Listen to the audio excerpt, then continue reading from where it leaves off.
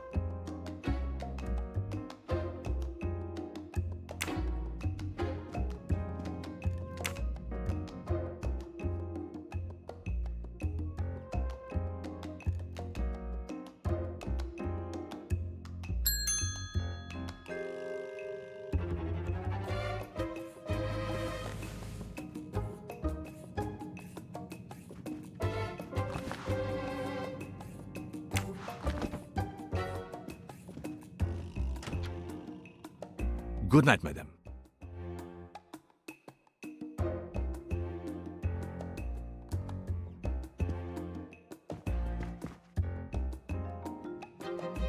The American lady? Yes, don't worry. You'll know how Mrs. Hubbard is. Imagine to yourself the time I have had with her. She insists, but insists, that there is a man in her compartment. Just imagine it, monsieur. In a space of this size, where would he conceal himself? I argue with her. I point out that it is impossible. She insists. She woke up and there was a man there. And how, I ask, did he get out? And leave the door bolted behind him? But she will not listen to reason. That one does not leave time to listen. The train has stopped, Mr. Michel? We have run into a snowdrift. Heaven knows how long we shall be here. I remember once being snowed in for 7 days. Where are we? Between Winkowski and Brod. Oh la la. It's time for me to go back to bed. I wish you a good night, monsieur. Or what is left of it.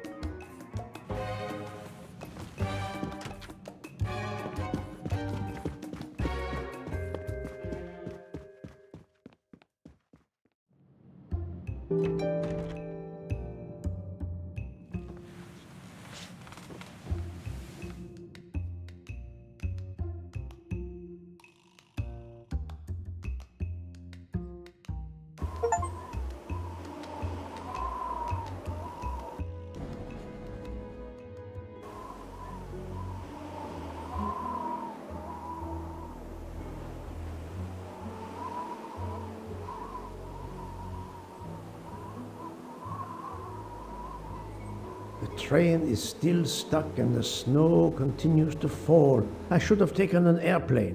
Well, I must make the best of it and join the other passengers for breakfast.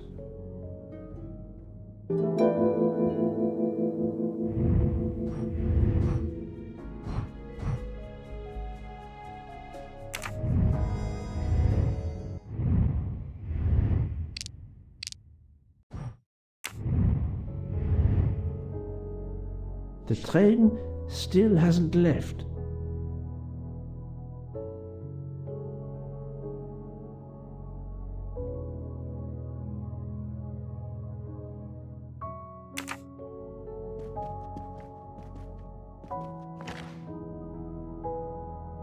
Wax to preserve the perfect symmetry of the moustache.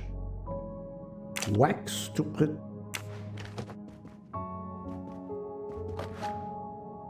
the moustache comb to tame unruly knots.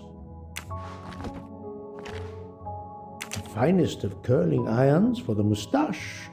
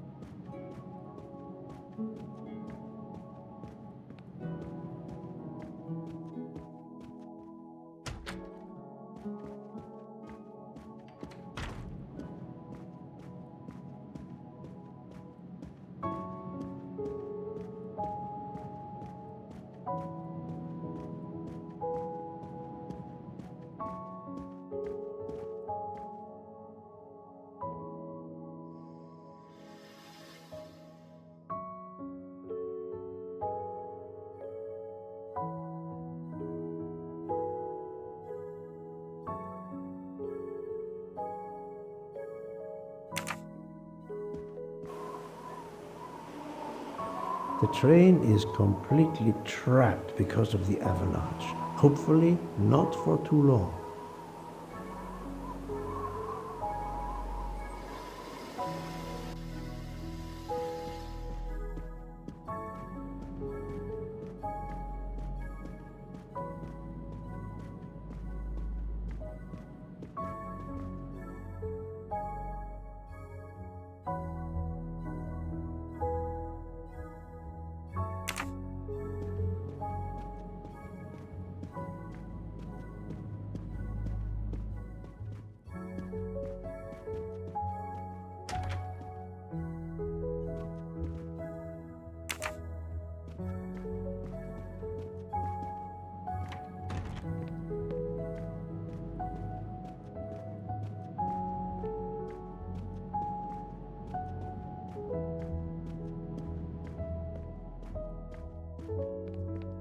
Good morning, Monsieur Michel. Good morning, sir.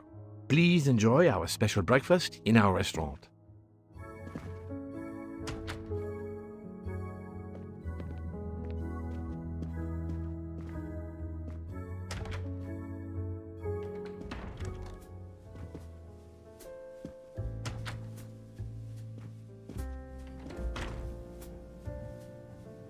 This delay is intolerable. I'm supposed to be demonstrating the Firenze in Paris. My daughter said it would be the easiest way in the world. Just sit on the train until I got to Paris. And now we may be here for days, and my boat sails the day. Good morning, madam. The snow is a predicament, is it not? I am Russian. Snow is no stranger to me. Ah, the accent. Would it be St. Petersburg? You are very perceptive. Monsieur Poirot, is it not? And may I take it I have the honor of addressing Princess Natalia Dragomirov? We dispense with the old titles these days. My husband, all of my past, was taken from me by these Stalinists. When they were gone, I became director of the St. Petersburg Museum of Antiquities to restore and preserve what I can of my country's history. Still, the delay must be vexing. If I must be late for my appointments, then they will wait. I know that I would certainly wait, madame. It has been my extreme pleasure to make your acquaintance, madame. Au revoir, Monsieur Poirot.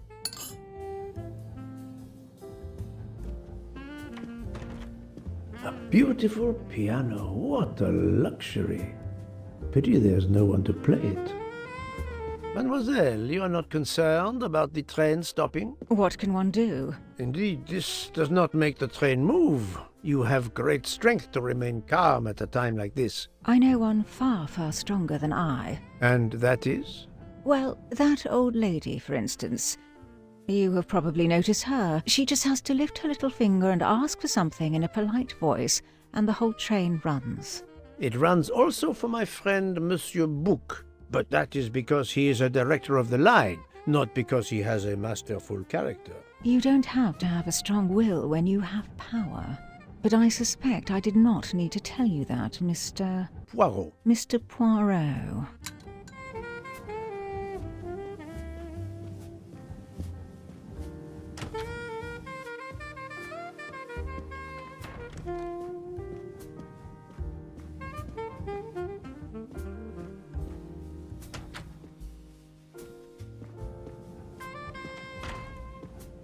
Good morning, Mr. Fauchet. You have early customers, I see. Yes, I am stuck serving here as well at breakfast.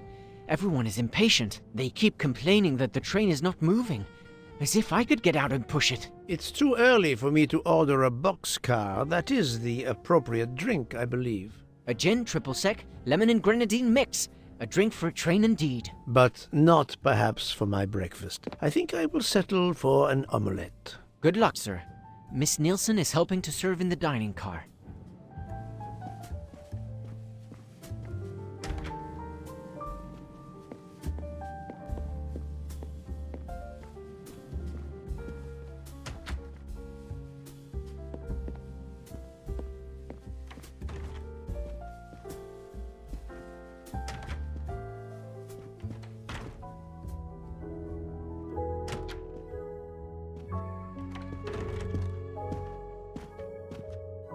How long are we expected to be stranded here? It won't do much good complaining to me. That fellow there with the moustache, he may know something.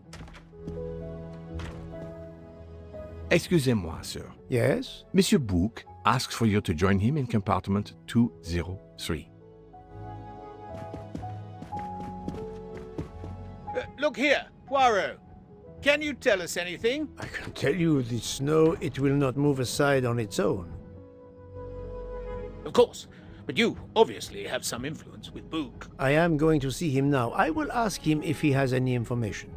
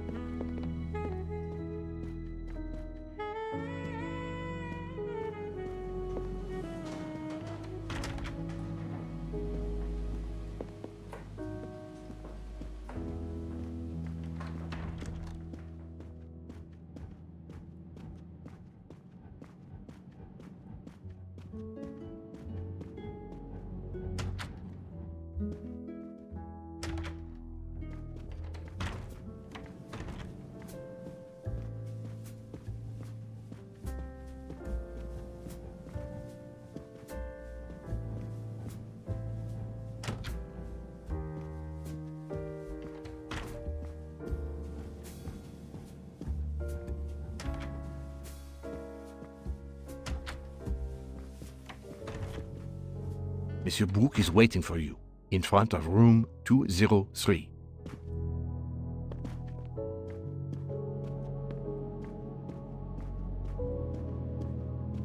Ah, my good friend. Come in. We have need of you. What has occurred? A passenger lies dead in his bed. Stabbed. A passenger? Which passenger? In there. He's an American. A man called Ratchet. It was his valet masterman who was worried that Mr. Ratchet was not awake yet. Pierre Michel, the conductor, decided to break in and found the body. I see. Well, my friend, I think it is best not to touch anything and wait for the police to arrive. Oh, I tried to call the police, but there is no cell tower for many kilometers. We could be stuck in the snow for hours. The murderer is with us. On the train, now! The sooner we catch him, the sooner we'll be out of danger. Dr. Constantine is already examining the body. Mon ami, this is not a missing train ticket. We must follow procedure. We must wait for the police to secure the crime scene. Please, Poirot. I will take full responsibility. Book, you ask. Well, if we cannot contact the outside world, then... Oh, you are going to drive me crazy. In truth, this problem intrigues me. I was reflecting not half an hour ago that many hours of boredom lay ahead whilst we are stuck here. And now, a problem lies ready to my hand. You accept then? C'est entendu. You place the matter in my hands. Good. We are all at your service. This is the room right here.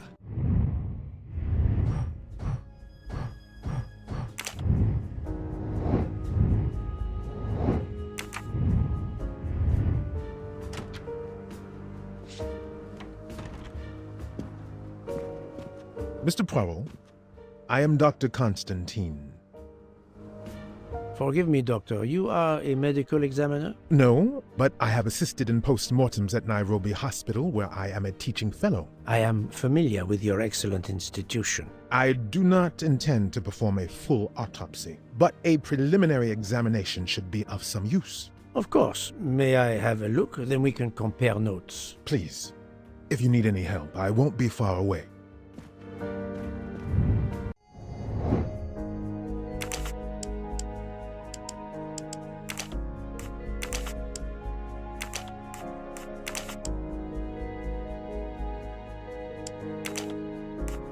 I must admit this is wrong, but I'm never...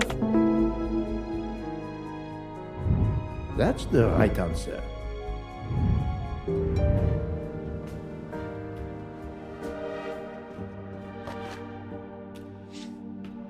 A box of sleeping pills. I'll take photos. A box of I'll take...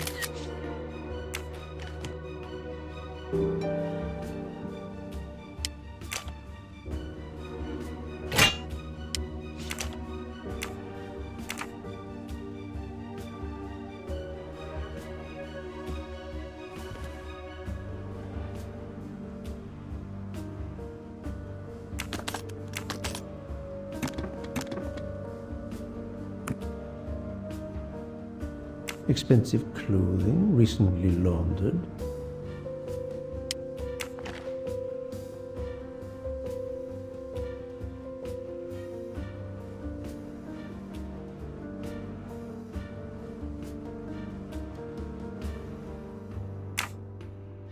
Not exactly the reading material one would expect of a man like Ratchet.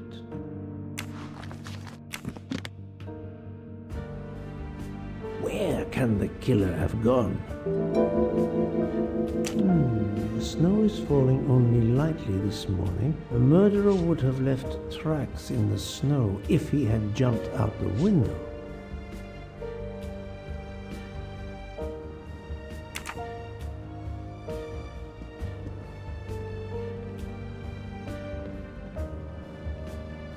This door communicates with compartment 204. The latch is open on this side.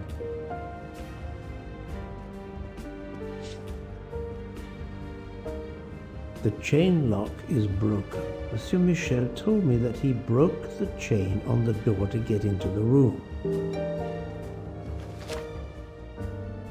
I wonder what could be in this photo.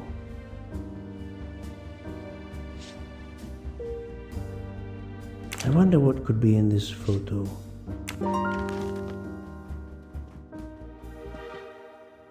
The chain lock. Assume I shouldn't leave until I have finished inspecting the crime scene.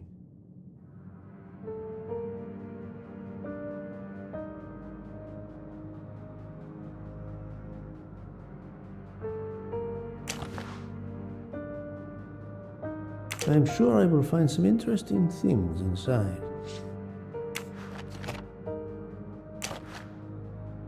This phone was deliberately smashed.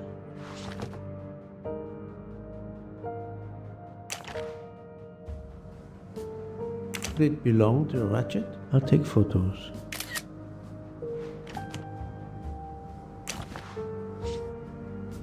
A handkerchief. There's a letter H embroidered on it.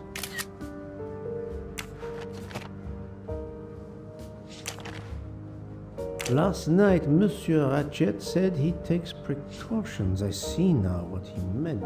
He knew he was in danger and wanted to be ready, yet it was no use to him.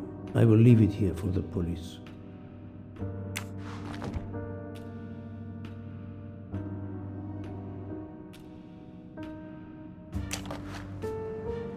The watch is broken. The hands are stopped at 1:15 a.m. One would expect that to be the time when the attack occurred. As you see, the victim has been stabbed many times. Several alone would have been fatal. Yes, I agree. An attack most savage. I will, of course, prepare a complete report on my findings. Thank you.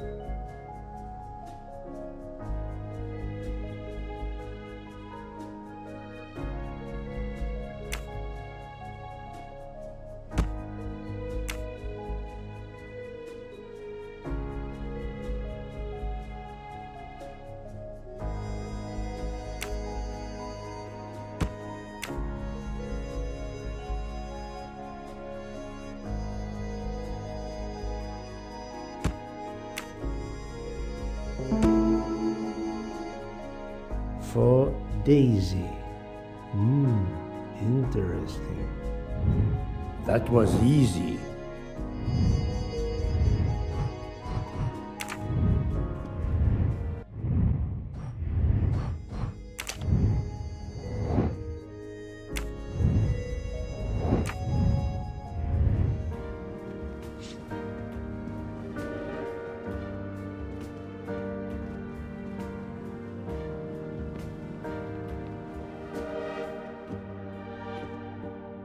I'm sorry, Doctor, but I must question you. Of course.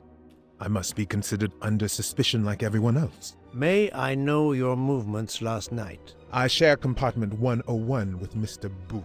He would not stop talking about his beloved train. I listened to him for hours talking about his Orient Express. My friend Book will no doubt confirm this. Did you know the victim? Not at all. I noticed him last night at dinner, but I did not pay much attention. Did you touch anything in here this morning? I checked for a pulse. There was none. Rigor mortis had commenced. The body was cool to the touch. I touched nothing else. What can you tell me about the victim? He died from multiple stab wounds of varying angles and depth. More than one would have been fatal. I would place the time of death roughly between midnight and 2 a.m. With more time, I hope I can be more precise. I assume the open window complicates matters. Indeed. Conditions are not perfect. Thank you for your help, Doctor.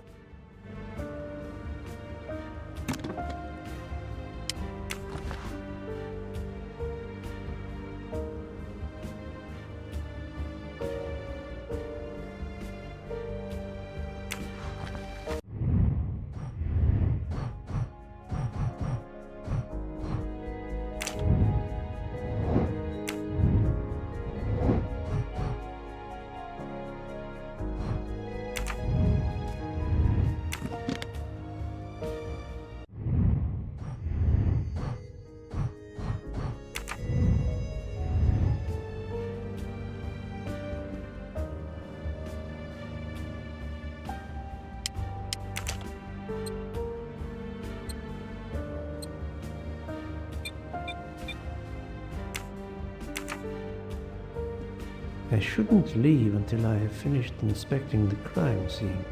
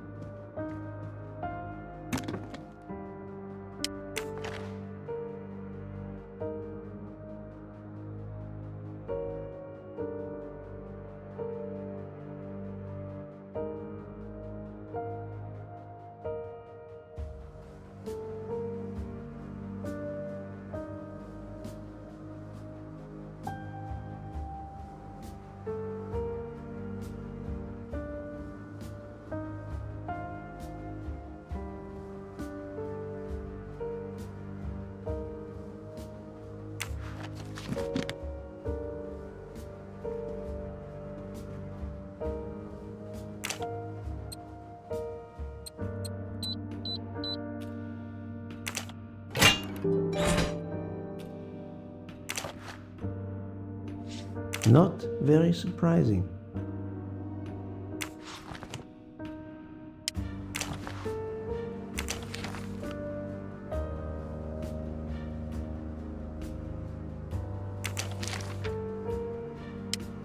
Ratchet had an appointment he will never keep.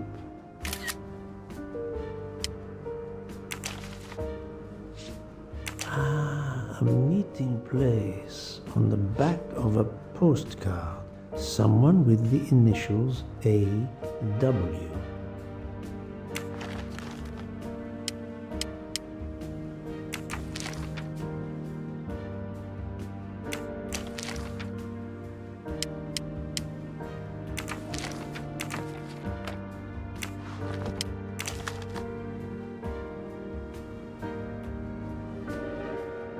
Unusual letter, this.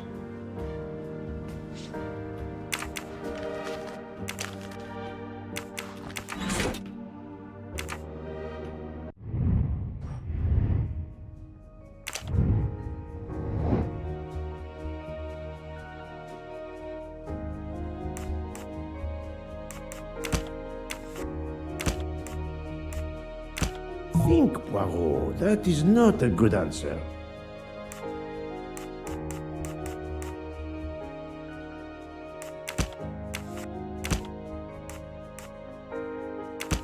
must admit I'm not right this time.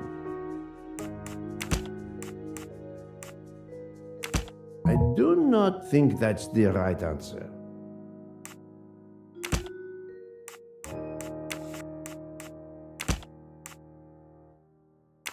No, not good. This is wrong, but I'm never far from the truth.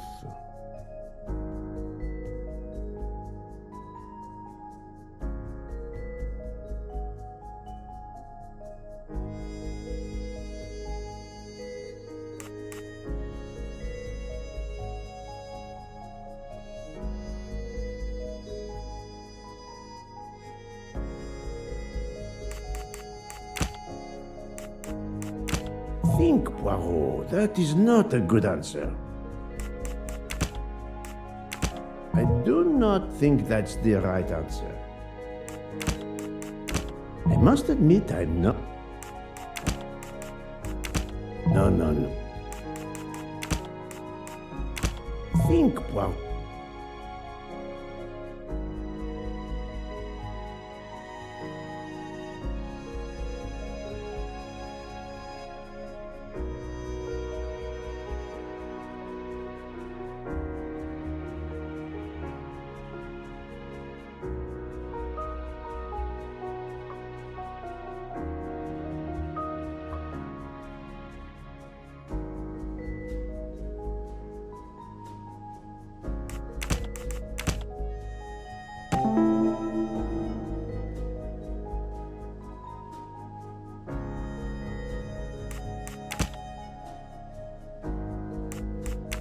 This is wrong, but I'm never far from the truth.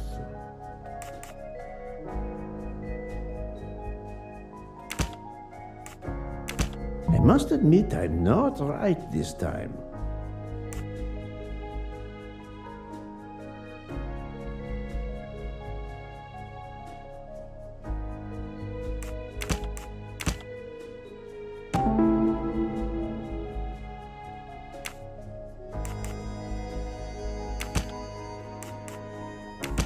Think, Poirot.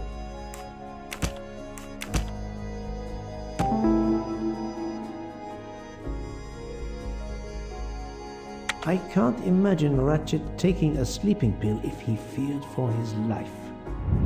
I'm right again. That happens to me a lot.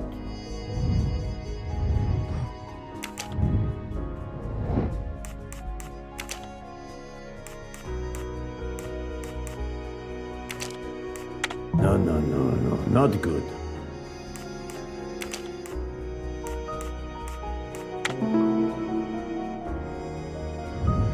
That was easy.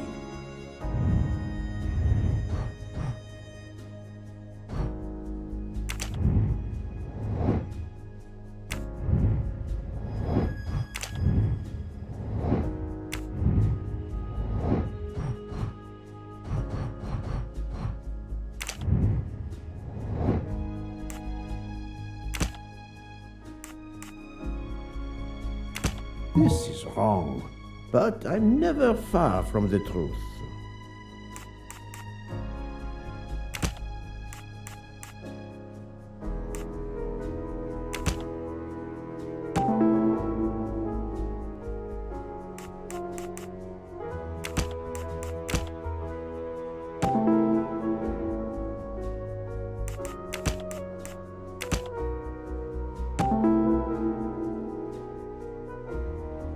So, the murderer must have exited through Madame Hubbard's room.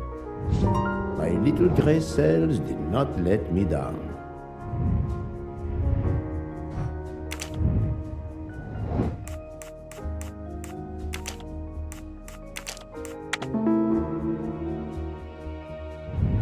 Et voilà.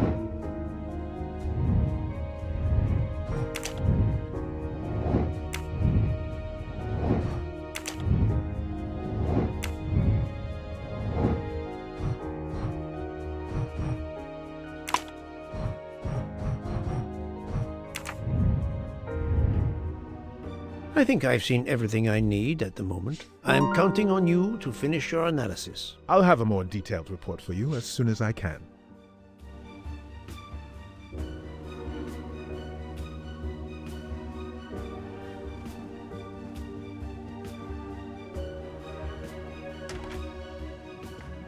So, Poirot, did you find anything out? It's a bit early for the handcuffs, my friend. Even for Hercule Poirot.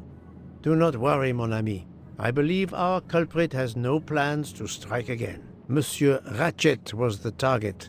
Of that I am convinced. Tell me, Book, how did you spend last night? This is a joke, I hope. Don't you trust your old friend? My friend, calm yourself. I must hear your story in order to corroborate other accounts. Ah, naturally. Let me see. I went to my compartment after dinner. Dr. Constantine was already there. We talked about his career. He's a Cambridge man, you know. After university, he returned to his country and has done much good there. He was so interested in the Orient Express. I told him all the anecdotes I know. I'm not certain when we fell asleep, but it was very late. Here is what I have found out. Monsieur Ratchet was stabbed many times. I also found threatening letters in his safe. He had a loaded gun under his pillow, so he was on guard, ready to defend himself. However, there was an empty glass with white residue at the bottom. I suspect a barbiturate. Perhaps he was forced to take it. In any case, I am certain he was unconscious, unable to defend himself. I also found several other items at the crime scene, possibly related to the murder. They must be investigated. By all means, Poirot. As fast as you can. I also found liquid for an electronic cigarette, but I could not find a vape. This might belong to the murderer. This criminal is an amateur. I need a list of the passengers with their compartment numbers. Pierre Michel will have it. I must interview the rest of the passengers and the staff. I'll be in the bar car if you need me. We are hours late. Soon I hope help will arrive.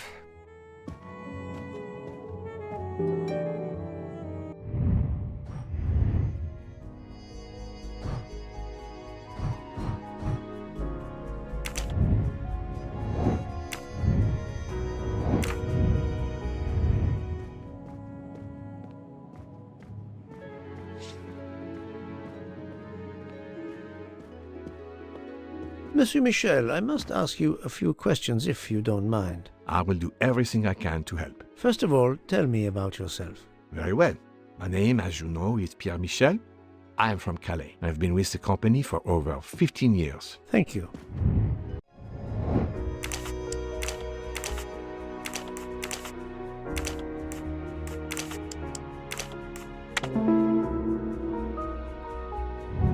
That's the right answer. Are you a smoker? Indeed. Do you smoke e-cigarettes? No. Tobacco only. I would like to reconstruct with your help the events of last night. Monsieur Ratchet retired to bed. When? Almost immediately after dinner, sir. Actually, before we left Belgrade. Did anybody go into his compartment after that? His valet, monsieur. Monsieur Masterman. And then his secretary, the young American gentleman, Monsieur McQueen. And that is the last time you saw or heard of him? No, monsieur. You forget that Monsieur Ratchet rang his bell around 12:40 a.m., soon after we had stopped. I knocked at the door, but he called out in French, "Ce n'est rien, je me suis trompé." I then left to answer another bell that had just rung. Where were you at 1:15 a.m.? I was sitting on my little seat at the end of the car, facing up the corridor. Are you sure? I left a little after 1 a.m. to speak about the snow with my colleague Jean in the bar car. I came back later. There was a call.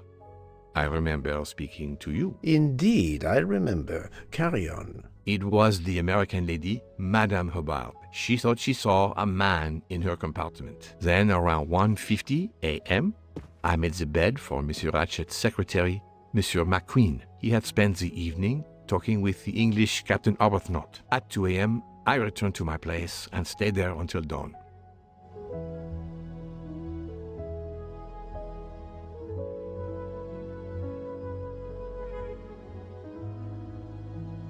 What is the last station where we stopped? Winkowski. Could someone have come on board? Possibly. I was very busy. Owing to the weather, we were a few minutes late. We left at 12:10 a.m.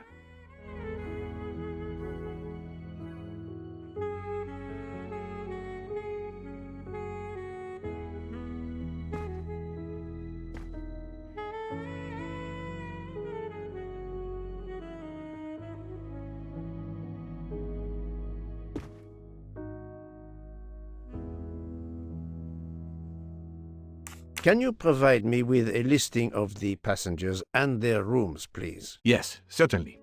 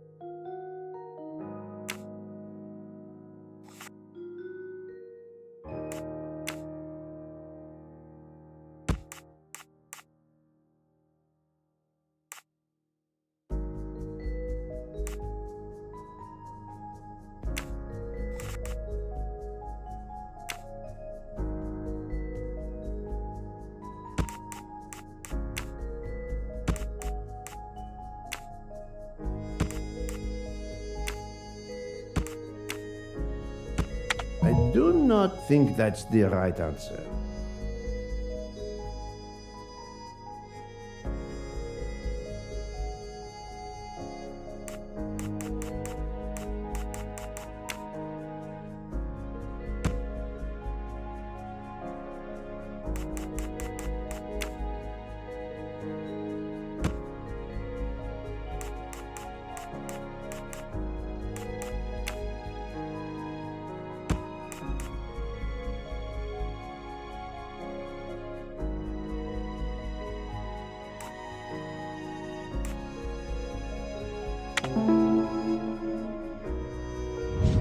I'm right again. That happens to me a lot.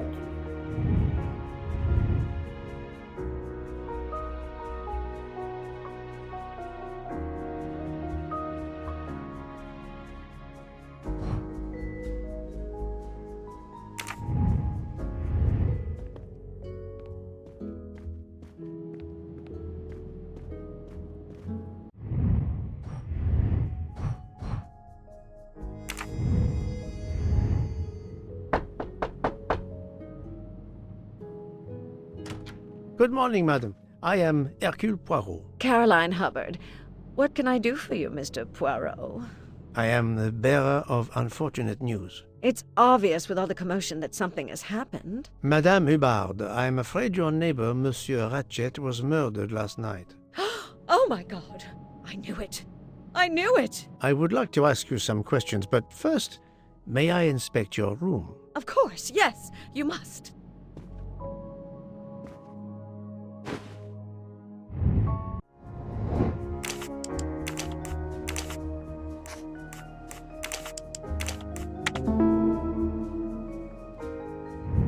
My little gray cells did not let me down.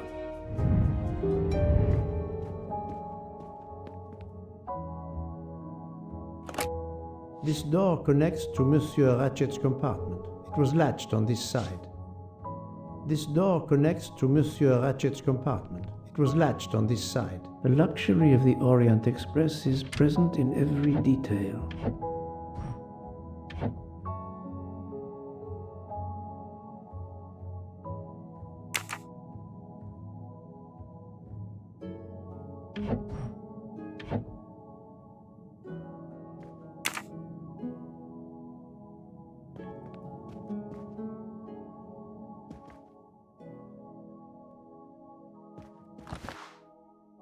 Here is a jacket button. It bears the logo of the Orient Express.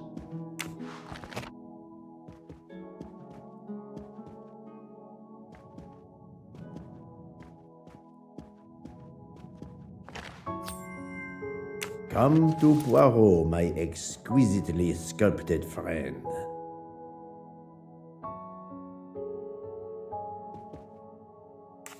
Madame, please tell me about last night. The murderer was right here in my compartment. I woke up. All in the dark it was. I was just so scared I couldn't scream. I pressed the call button. I pressed and pressed. I heard footsteps running in the corridor, then a knock on my door. "Come in," I screamed. And I switched on the lights at the same time. And would you believe it? There wasn't a soul there. You think he went back into the other compartment? How do I know where he went? I had my eyes shut tight. The conductor came in. I told the man what had happened, and he didn't seem to believe me. I asked him to search the room, but he found nothing. I told the conductor to look at the door between the compartments, and sure enough, it wasn't bolted. Well, I soon saw to that. I told him to bolt it, then and there. How is it you didn't bolt the door between the two compartments? But I had. Well, as a matter of fact, I asked that Swedish lady, Olsen, Greta, if it was bolted, and she said it was. How was it you could not see for yourself? I was already in bed, and my toiletry bag was hanging on the hook of the door. I couldn't see the latch from where I was. What time was it when you asked her to do this for you? Oh, it must have been around 10:30 or 10:45 p.m. She'd come along to see if I had an aspirin. But instead of opening my door, she opened Mr. Ratchet's door by mistake. He said something quite rude, like, "Not a chance, lady, you're too old." It shocked her. She came in. I told her where to find the aspirin, and she got it out of my toiletry bag. Poor girl, she didn't have a good night. The same could be said for Monsieur Ratchet. It appears Mademoiselle Olsen may be the last person to see Ratchet alive.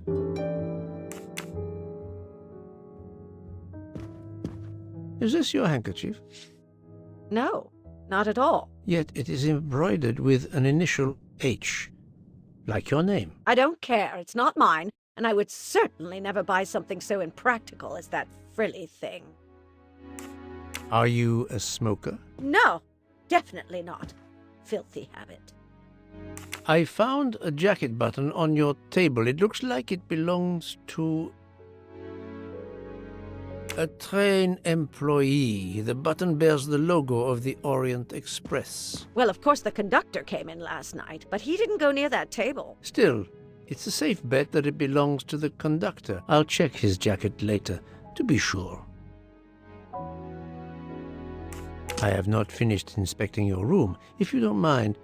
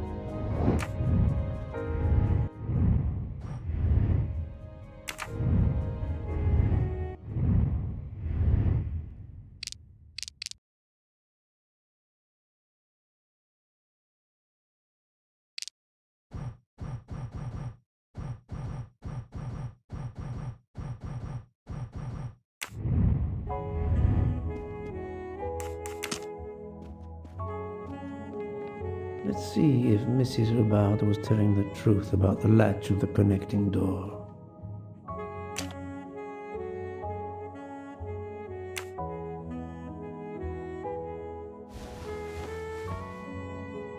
This hook is probably where Mrs. Hubbard hung her toiletry bag. I can see the latch very well from here, even with the toiletry bag attached. I'll have to clear that up with Mrs. Hubbard.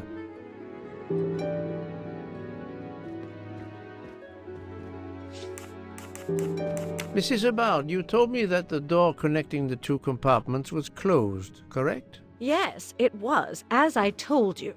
I was already in bed and my toiletry bag was hanging on the hook of the door. I couldn't see the latch from where I was. That's why I asked Miss Olson to check if it was closed.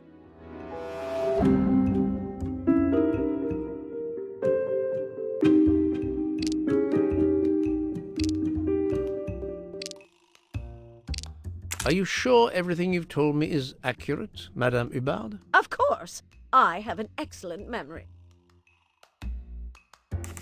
Mrs. Hubbard, I tested putting your toiletry bag on the door hook as you told me. From your bed, you can easily see the latch on the door. The toiletry bag does not hide the latch at all. Are you saying I'm lying?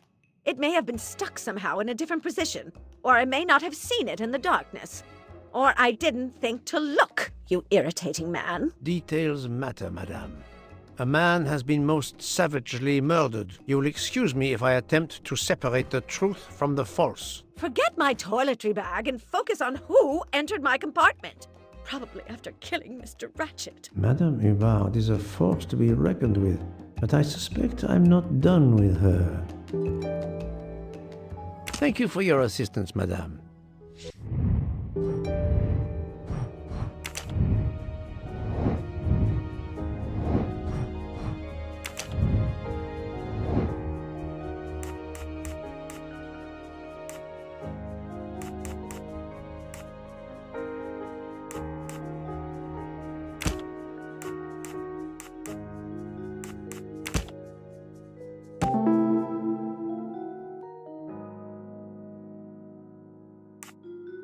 While Monsieur Michel was chatting with Monsieur Fauchet in the bar car between 1 a.m. and 2 a.m., the murderer could have escaped Ratchet's room without being seen. That was easy.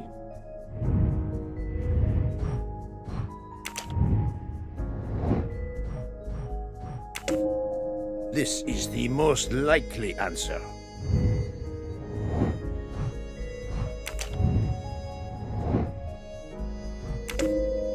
According to the information I have, this is a solid choice.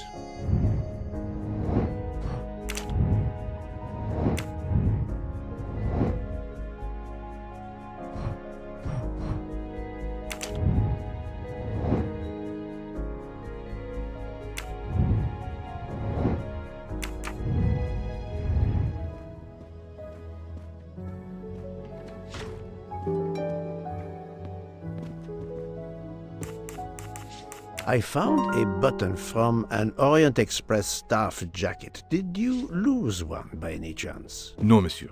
As you can see, I have all my buttons. It is not mine.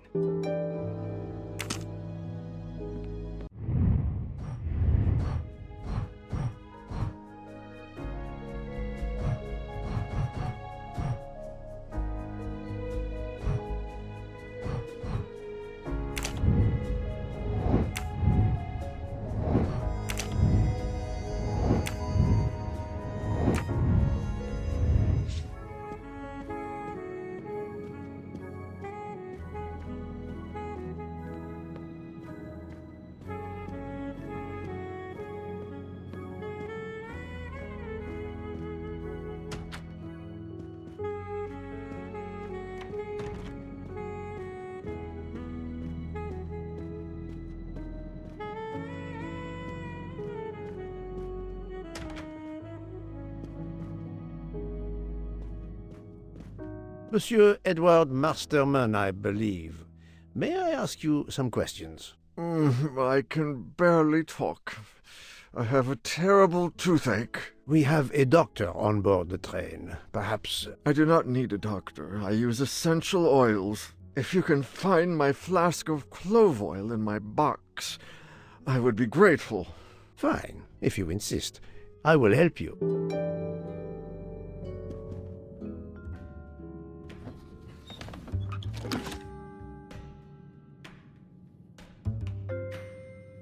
By the smell, I think that the jojoba oil spilled on the other bottles, leaving their labels illegible. I must find another way to find which one is Masterman's toothache remedy. The weighing scale is soaked in jojoba oil. It's unusable. Ah, this old scale will do the job.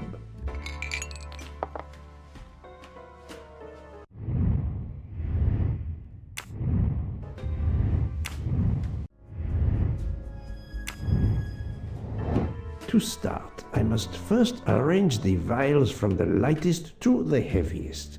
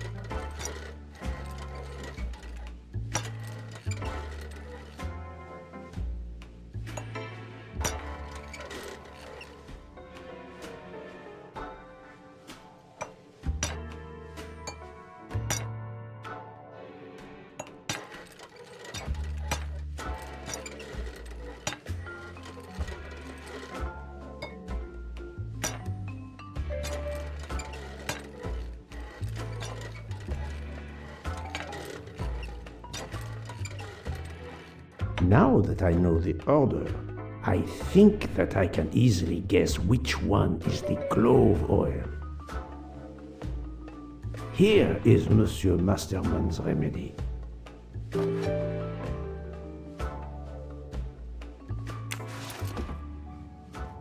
Here is your remedy. I hope it will help.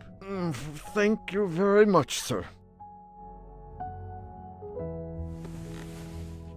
Ah, well, I can finally speak without too much pain. I'm ready to answer your questions. You are Monsieur Ratchet's valet? Yes, sir, that is correct. Were you told that your employer was murdered? Yes, sir. A very shocking occurrence.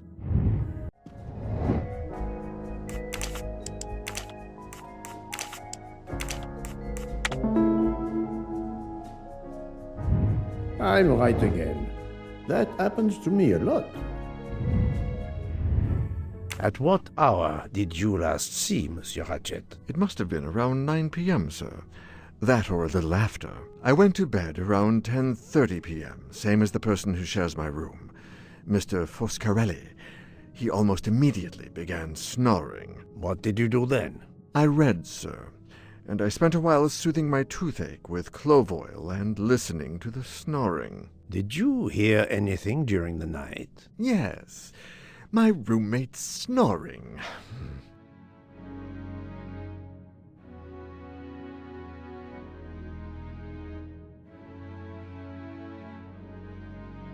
Are you a smoker?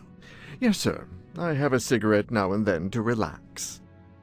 Tell me about your employer, Monsieur Ratchet. I've been working for him for 9 months. I should not wish to speak ill of the dead, but he was not a gentleman, sir. Did you know that he had enemies? Yes, sir. I heard him discussing some threatening letters, sir, with Mr. McQueen. Did he mention these letters to you? He had been reading a letter when I came in. He asked me if I was the one who put it in his compartment. I told him that I had done no such thing, and he should report it to the police at the next station. How did he respond? He laughed, sir. You're joking. I do not joke, sir. Forgive me, I can see you do not. Was he taking sleeping pills? Always when traveling by train, sir. He said he couldn't sleep otherwise. Last night he asked me to give him 2. I did so, along with a glass of water. He dissolved them in the water. Did you see him drink the water? No, sir. I left right after I gave him the pills. Was Monsieur Ratchet a smoker? No. He finds smokers disgusting. Can you tell me again why you gave sleeping pills to Monsieur Ratchet? Yes, I gave him the pills because when he takes the train, he has trouble sleeping. The letter must have worried him. He specifically asked me to prepare the sleeping pills. I didn't see him drink the water with the pills in it.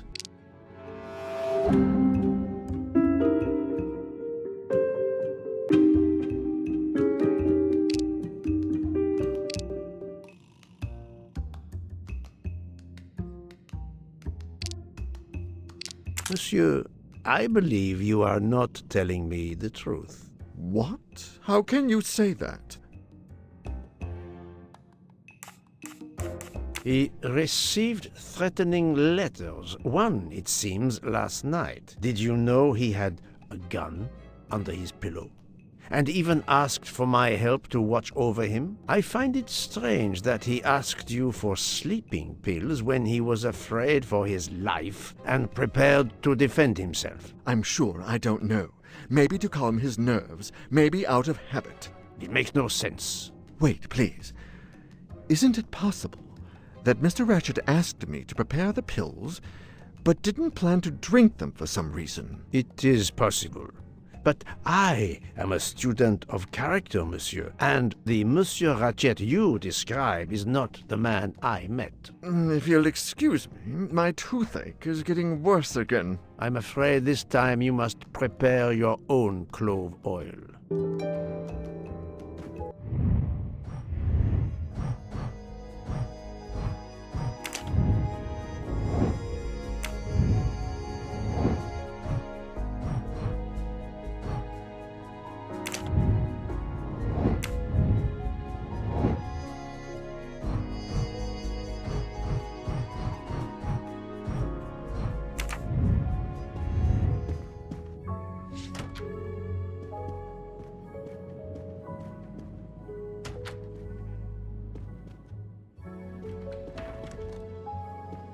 I believe I am addressing Monsieur Hector McQueen. Guilty as charged. I beg your pardon. Oh, sorry.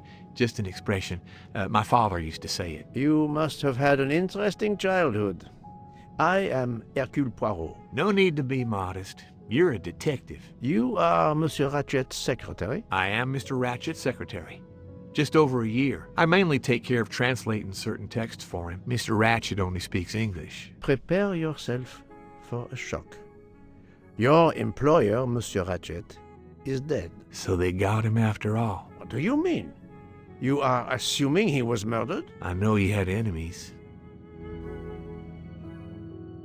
What can you tell me about Monsieur Ratchet? He was American. He was an antiques dealer. I don't know much more. Mr. Ratchet never talked about himself or his life, but I think Ratchet wasn't his real name, and he left the United States to run away from something, or someone. Yes? He started getting letters, threatening letters. Do you still have them? I have one. Did you know that Monsieur Ratchet had asked for my help? Asked you? No, I didn't know. He knew he was in danger. When did you last see him? Last night around 10 o'clock, I should say. Did you like your employer, Monsieur McQueen? No, I did not. He was, I'm sure, a cruel and dangerous man. Can you tell me your movements last night? I went back to my compartment. I read a little. In Belgrade, I went out onto the platform to smoke, but it was cold. I quickly went back in. I then went to Mr. Ratchet's compartment to take some dictation for him. I left around 10 o'clock. I saw Captain Arbuthnot. We ended up chatting in my compartment. Then we went out on the platform to quickly stretch our legs at Vinkovsky. He left around 2 o'clock. Thank you. I will need to check Monsieur McQueen's story with Captain Arbuthnot. I found a diary in Monsieur Ratchet's safe. Did you know about it? I kept a business appointment book, but I know he had a personal diary as well. That looks like it. Are you a smoker? Yes, I smoke cigarettes. I've tried to quit, but no luck. Can you give me this letter, please? Of course, here it is.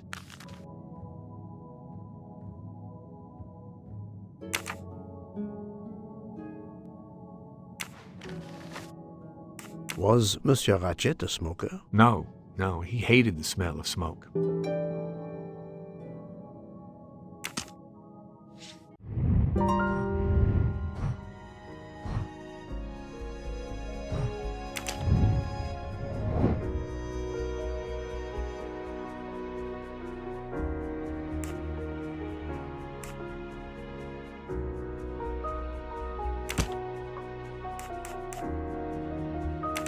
I must admit I'm not right this time.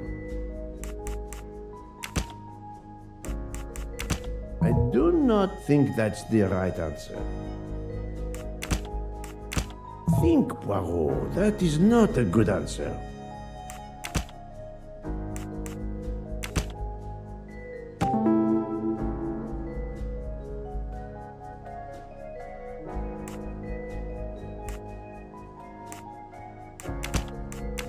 No, not good.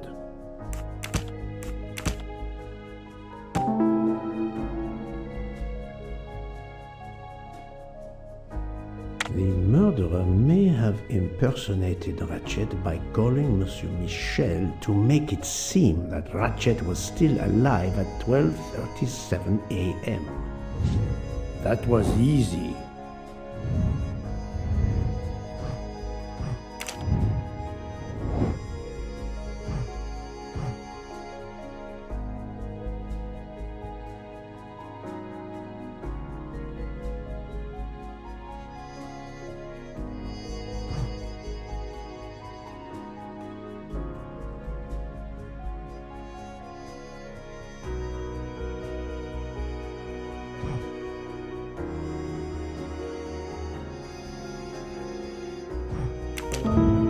Et voilà.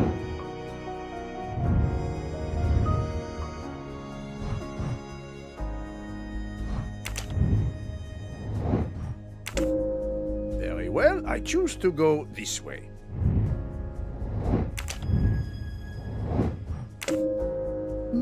This direction looks promising.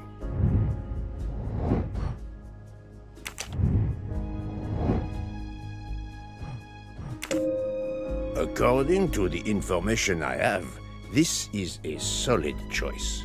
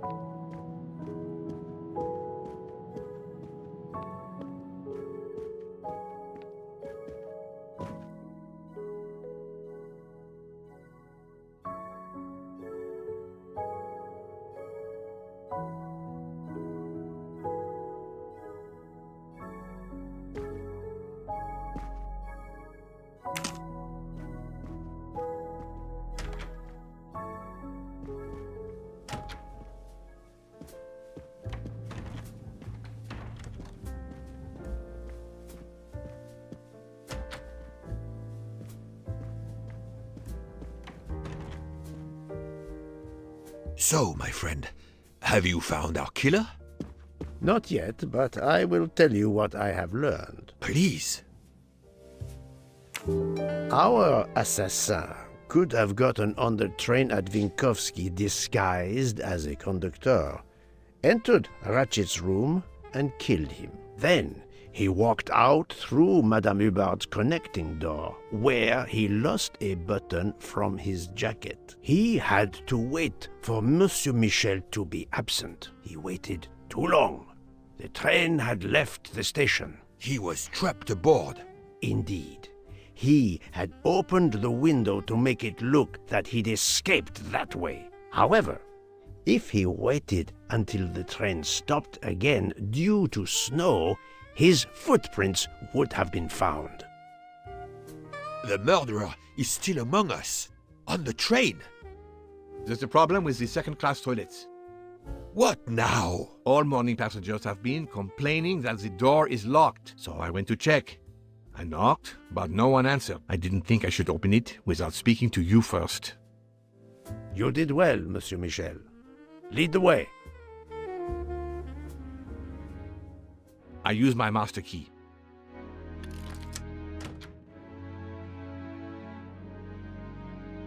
But who is she? Is she alive? She is breathing. Then if she isn't dead, isn't she our murderer? That, my friend, is what we must find out.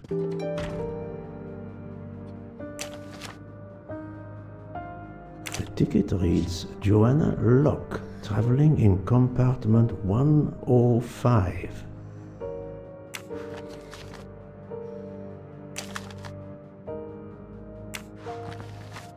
Miss, can you hear me?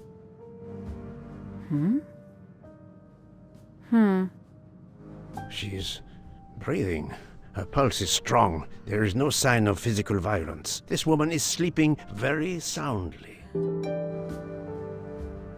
This woman is sound asleep. Given her location, I would say she has been drugged and deposited here. Well, at least it's not another murder on my train. The train is, of course, full. Monsieur, the list I gave you indicates that Hildegard Schmidt shares her compartment. I will want to talk to her later. For now, we will concentrate on this mysterious young lady. Let's return her to her more comfortable bed. Good idea. Pierre, locate this woman's room and fetch the doctor. Yes, sir. I will question her when she wakes up. Please, let me know what you learn. Mademoiselle Locke's compartment is 105. I suggest we return her to her more comfortable bed. Yes, hopefully she will awaken soon.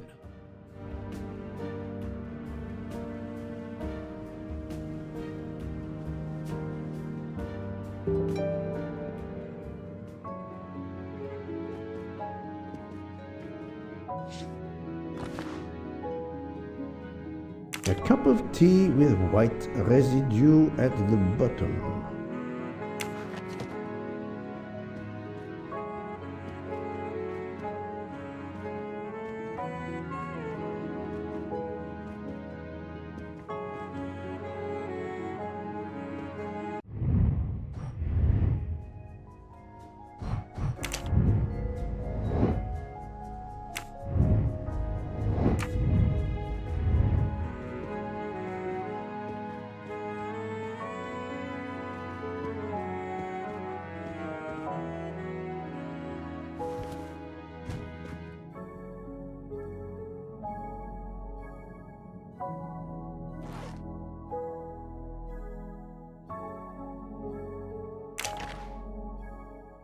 A briefcase and a wagon-lit conductor's jacket, and the button is missing.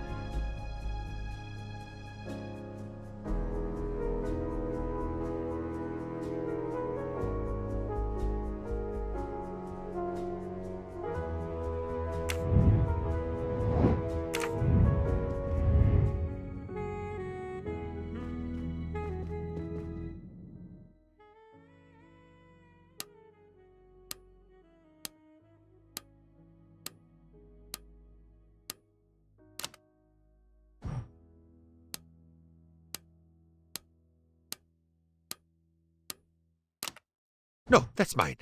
I never remember my passwords, so I make them easy ones. So, Poirot, any luck so far? Poirot, what if the briefcase is booby-trapped? Have you tried 1, 2, 3, 4? If you need a break, I can ask Jean to make you some coffee. We really need to find the combination.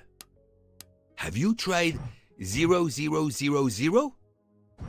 Poirot, I'm disappointed in you. I was certain you would have it by now. But of course you know what you're doing. It is booby-trapped, is it?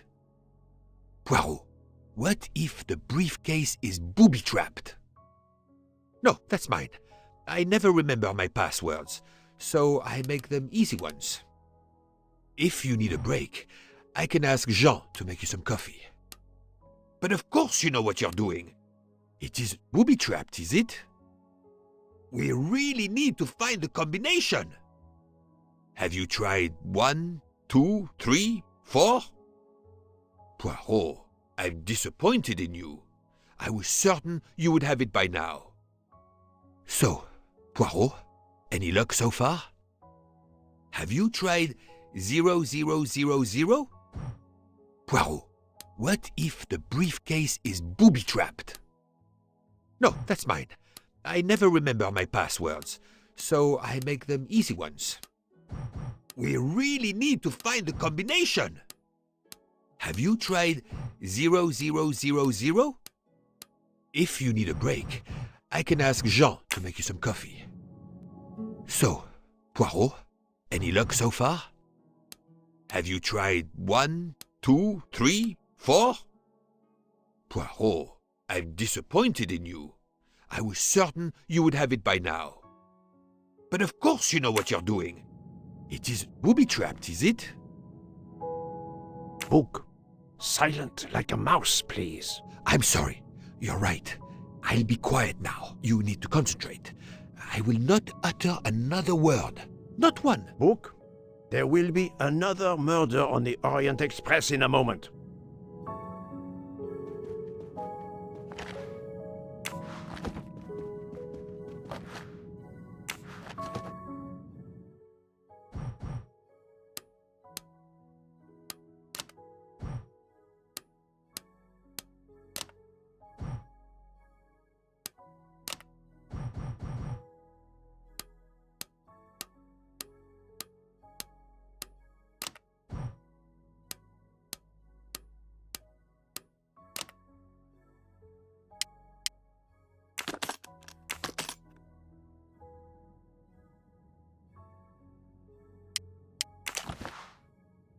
She has a gun. Come, Poirot. Criminals are often known to carry one. Ratchet was stabbed, not shot. But then why take it on the train? This badge says that Joanna Locke is an American detective with the Berkshire Police Department in Massachusetts. An American police officer? Oh. Her driver's license confirms her identity. She is American. These are fake IDs. It's certain. Mademoiselle Locke seems very interested in our victim. Of course. She has studied her target. Possibly. The stuffed animal is the same as in the photo found at the crime scene. What a coincidence. Mademoiselle Locke appears to have been investigating Monsieur Ratchet. Look, she's waking up. Thanks to you, I would not be surprised if our murder victim were also waking up. What?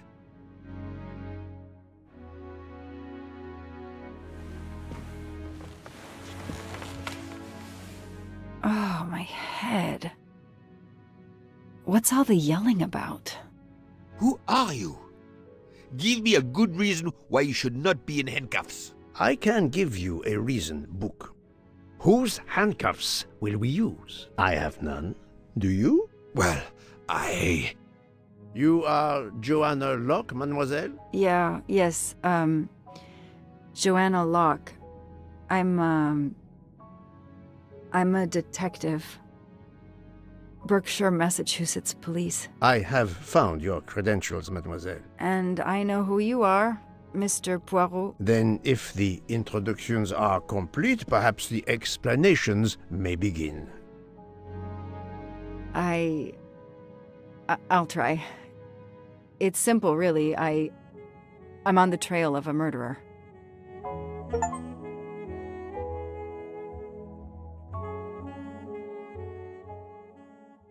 I had just been promoted to detective after 5 years on patrol. It was my first time on a major case. It had been a month since Daisy Armstrong was kidnapped. The Armstrongs were desperate for some sign of hope. I was there only for paperwork, to fill in some blanks.